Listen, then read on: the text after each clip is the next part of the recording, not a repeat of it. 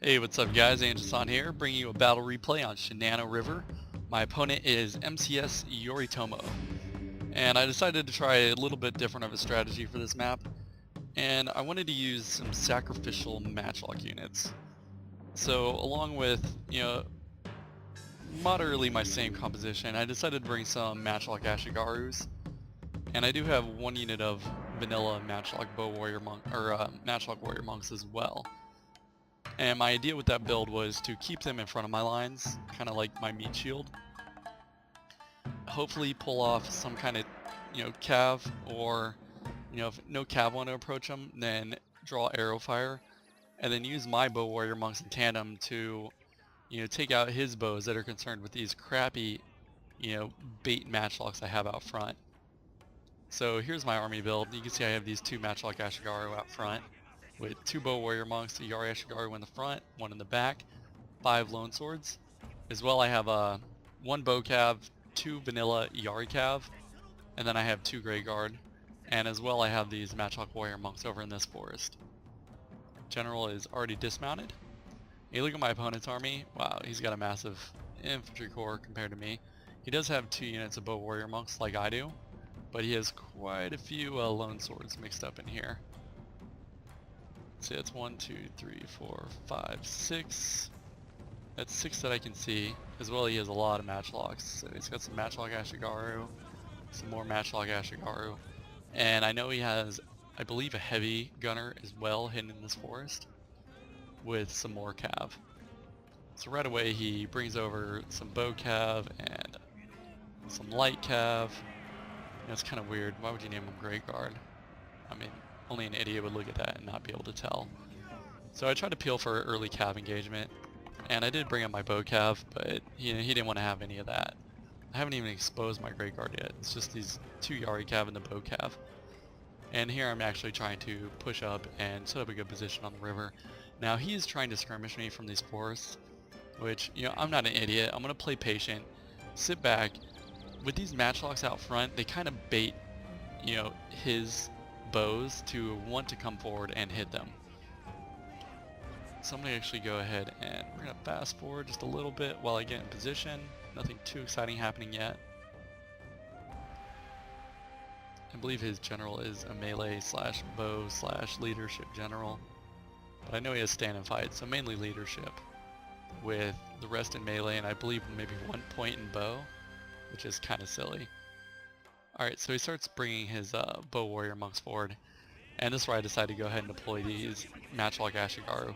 Just keep them in front of my lines. What I'm trying to do is run them up and maybe get a few pop shots on his matchlocks. And in the meantime, I'll have my bows actually working on his. And my goal here wasn't to really get any kills with these matchlock Ashigarus, but I wanted him to maybe focus his bows on them, so I could use my bow warrior monks to work his down and take them out. Here you can see as well, he's using his bow cav over here hidden in the forest, and you can see mine are actually nonchalantly in this forest as well, just shooting them up. So now it's just a back and forth game. Because I have these matchlocks presented out front, it's a nice distraction, and he does not want to put his bow warrior monks, in this forest. He wants to try to take out my matchlocks. At the same time, I gotta look out for his. You can see he has a completely defensive posture. Matchlocks, facing his flanks to protect from cav. He's got some heavy gunners hidden in this forest with, I think another cav unit, but I'm not sure. And then, he's just trying to skirmish with me.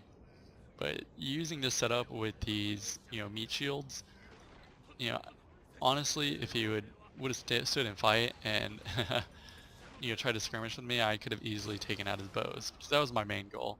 Erase his range so that I'm free to use my bows to do whatever I want. Preferably take out his matchlocks and weaken his infantry some. And I haven't really made up a plan for these matchlock warrior monks yet at this point in the battle. Really, it's just an opportunity attack, just waiting for something to happen to where I can actually bust them out and maybe use them. As well, since they have this terrain over here, this high cliff terrain, they're not easily accessible if he wants to charge them over there. So they're great as a flanking unit from this position. So here I actually went ahead and put these guys in loose formation. I wasn't paying attention, and he managed to take these light cav and hit my bow cav, which I'm a little upset about. Those are some expensive bow cav. And by the time I finally notice it, it's a little bit late, and my bow cav were looking pretty rough times. So here he actually brings out some of his matchlock Ashigaru, which is precisely what I wanted. You go ahead and bring these units out so I can use my bows to take them out, because I do not care about these matchlocks. That's why they're called a meat shield. So here you can see I'm actually wearing them down pretty quick, and I've got my other bow unit working on his bows. So one for the matchlocks and one for his bows.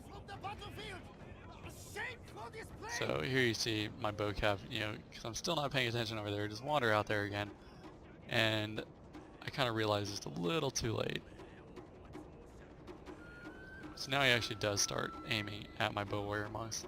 And as these Ashigaru start to get close, I realize I gotta pull these guys back. I was trying to chase him down with bow cav and his bows. I did manage to get one of his units down to 42, which is pretty good though.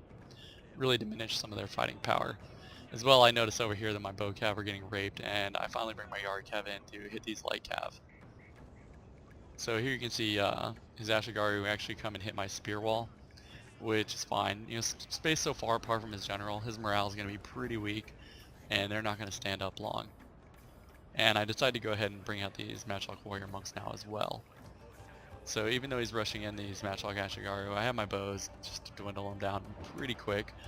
And you can see I'm taking my Yari Cav now as well to run over here and hit his bows. And I'm not really worried about these matchlocks because my bows will wear them down pretty fast. You can see that bow cav unit actually. So I finally managed to get these cav over here to hit these bows. And then I realized, wow, he's got heavy gunners. So that was pretty fail. Now, if you do look at his bows, he did a lot of damage to his own bows with those heavy gunners. So I decided, what the hell, I'm just going to go ahead and charge my Yari cav. You can see his other cav, he's got a Naginata warrior monk. So, even though I sacrificed that unit, I did manage to hit his heavy gunners and do a little bit of damage to him, but not much. For some reason though, he popped his rally. And the funny thing about this fight was he called me a cheater, and I somehow hacked or something, and I really cheated. I don't know. But over here, I saw that cav unit exposed, so I decided to go ahead and use my matchlock warrior monks over here. And here you can actually see him bringing his heavy gunners up. Now I know these guys have 150 range, whereas my guys only have 125. So all I have to do is move them back here behind this cover, and those heavy gunners are no problem. And here you can see he's, for some reason, sent a lone Yari Ashigaru over here, which my lone swords will just tear up quick as hell. Nothing really to worry about there. And I still have my Great Guard hidden as well. So I've done a fair amount of damage to his bows and to the rest of his matchlock units. My guys have taken minimal losses.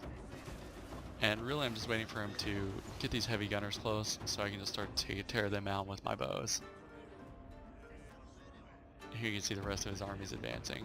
I'm not really sure what he was trying to do with this Yari Ashigaru either, whether he thought he was going to flank me with it or something, but that's a long, slow road through all this water and terrain just to get to my army. So he brings in his cav, and at this point I'm like, what, they're vanilla, I don't really need them. They're fine screening for his cav while I bring my Great Guard in to go ahead and take them out. Because matchlocks are strong, but they're not necessary. You do not need them to win battles. Especially, now heavy gunners, those can be game breakers. They usually get anywhere between 300 and 500 kills a game. But, that's only if your opponent's stupid enough to let you use them. And here you can see, even though he managed to get his heavy gunners across the river, my guys are just going to destroy them. And that was my hugest threat. So he did get off his war cry over here, and there's not really much left of my matchlock warrior monks. But that's fine, my guys did what they needed to do, and that was take out his cav. So now he decides to pop in, stand and fight, I believe, right in the middle of my troops. So I go ahead and put my bow warrior monks on his general. And he does have some bows left, but they aren't doing a tremendous amount of damage to my troops. So honestly, I'm just not really worried about them. I'm going to go ahead and try to engage his lines with my infantry. And then, once they get in place, take my guys and do hammer and anvil attacks, plain and simple. And because, you know, you have these matchlocks over here, instead of taking this unit to hit my swords, he's just so focused on killing this one weak little unit with, I believe it had 12 troops in it. Not really a huge threat, but he does get these matchlock ashies over here. And you can see I did shift fire to him with my bow warrior monks. But, yeah, oh, it does a number on my cap. So I decided to just go ahead and what the hell, just charge them through. Run them through these matchlocks, and then do the hammer and anvil attacks. Which my infantry is holding up pretty well. You look at his guys, a lot of his guys have 18, 21 attack. Some of my guys have 21, 24. But I managed to get that cab in and start doing these hammer and anvil attacks. His general's gone, and that is game. Now he did get one unit through to hit my bow warrior monks, which I had to throw in melee.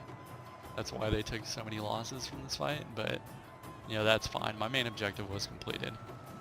You know, a lot of players too, when they take their cav, instead of doing these hammer and anvil attacks, I've noticed, they'll run and try to get the bows and do whatever else they can. You know, screw that. You need to worry about the biggest threat. If you can take care of his infantry, do the hammer and anvil attacks, rout his troops, then you still have your whole infantry intact, and then you don't have to worry about those bows or whatever else he has left. So don't, you know, waste your cav doing attacks on, you know, archers and things like that when you have ample opportunities to do hammer and anvils. But that's pretty much game. This was the point where my opponent started telling me I was a cheater and he was going to watch the replay and check on my stats. You know, I wouldn't expect that from somebody with like 500 and some odd wins and only 200 losses, but it's whatever. Hope you guys enjoyed, and I'll go ahead and show you the stats. Alright, so here's the results for that battle. You can see I deployed 1,860 units with 1,350 losses and 1,539 kills.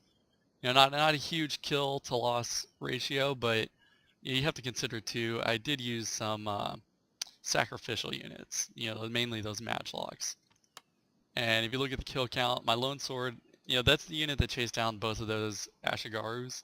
So naturally it got quite a few kills, as well as my bow warrior monks, you know, second and third place, which is to be expected. Most of my fighting was done by them. Anyways, I hope you guys enjoyed it. Take it easy, and I'll see you next time.